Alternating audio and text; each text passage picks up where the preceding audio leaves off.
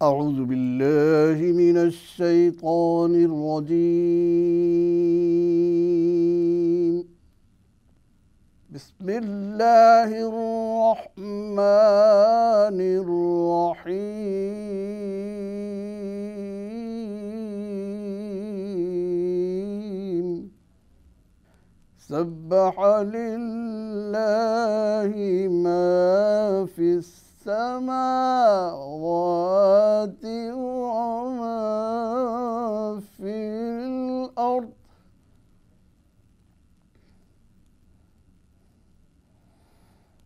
وهو العزيز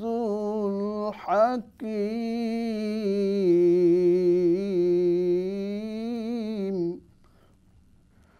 هو الذي أخرج الذين كفروا من أهل الكتاب من ديارهم هو الذي أخرج الذين كفروا من أهل الكتاب من ديارهم لأول الحشر ما ظننتم أن يخرجوا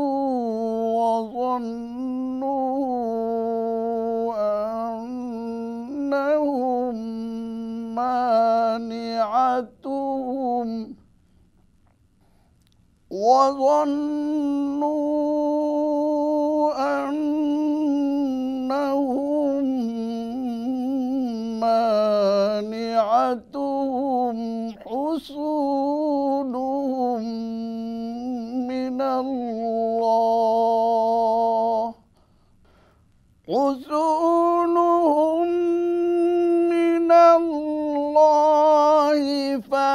فأتاهم الله من حيث لم يحتسبوا وقذف في قلوبهم الرعب يخربون بيوتهم بأيديهم وأيدي المؤمنين فاعتبروا يا أولي الأبصار فاعتبروا يا أولي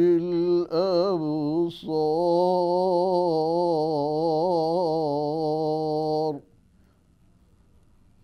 صدق الله العلي العظيم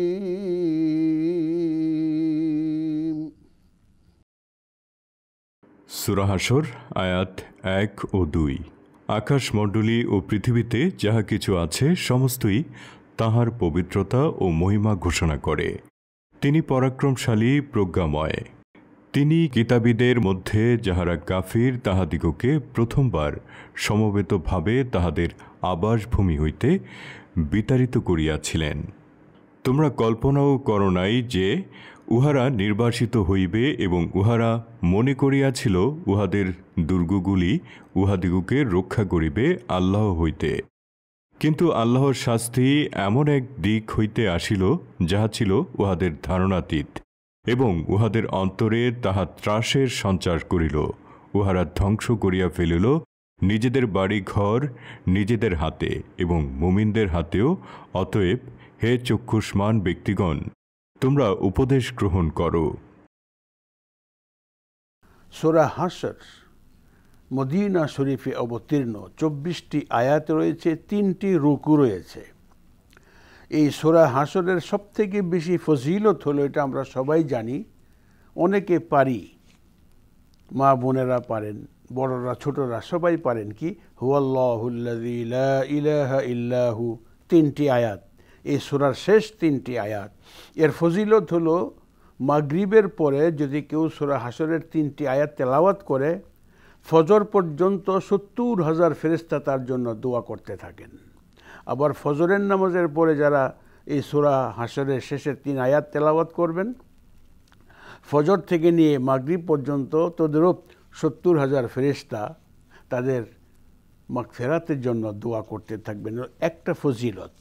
আরেকটা ফজিলত হলো সূরা হাশরের সর্বপ্রথম কথাটা কি, আসলে বুঝে নেই হাশরের অর্থটা কি। এই হাশরের তাৎপর্য হচ্ছে, আবিধানিক অর্থ হচ্ছে মিলন, সমাবেশ। এই সূরা হাশরের মধ্যে ইহুদি নাসারা তাদের কথা বেশি বলা হয়েছে। কারণ কি, তাদের যেরকম দৃষ্টতা ছিল, সমাজে তাদেরকে দাম্ভিকতার সাথে যেভাবে চলাফেরা করতে দেখা যেত, তাদের বিষয়ে এই সূরায় অনেক কথা আছে। সাব্বাহা লিল্লাহি মা ফিস সামাওয়াতি ওয়া মা ফিল আরদ ওয়া হুয়াল আজিজুল হাকিম। সুবহানাল্লাহ।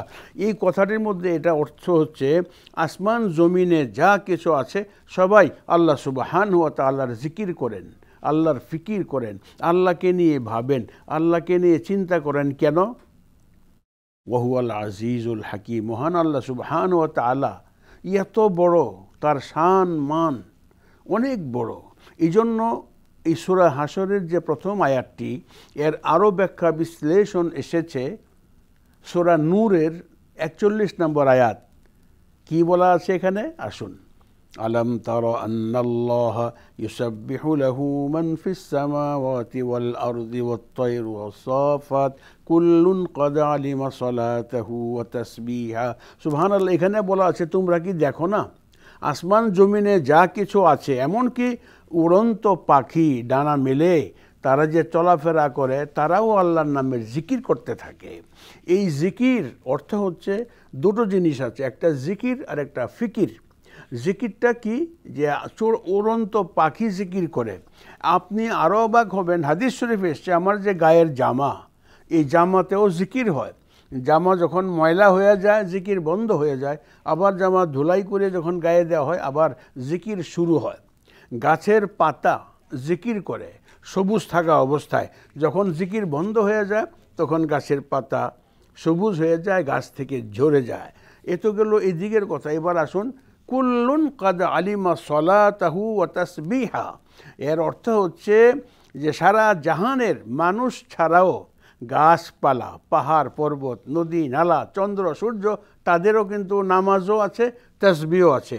সুপ্রিয় দর্শক শ্রোতা, হয়তোবা কারো জীবনে সর্বপ্রথম কথা এটা শুনলেন, যেটি কি, যে গাছ নামাজ আছে, পাহাড়ের নামাজ আছে, চন্দ্র সূর্যের নামাজ আছে, জীবজন্তুর নামাজ আছে। এটা কি অবস্থা?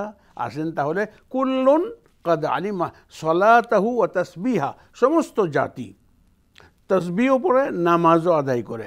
তাহলে গাছের নামাজটা কি? আসুন সর্বপ্রথম গাছের নামাজ শুরু করি। গাছের নামাজ হলো দাঁড়িয়ে থাকা, আমরা যে নামাজে দাঁড়াই। আবার জীবজন্তুর, চতুষ্পদ জন্তুর নামাজ হলো রুকুতে থাকা, আমরা যে রুকুতে যাই।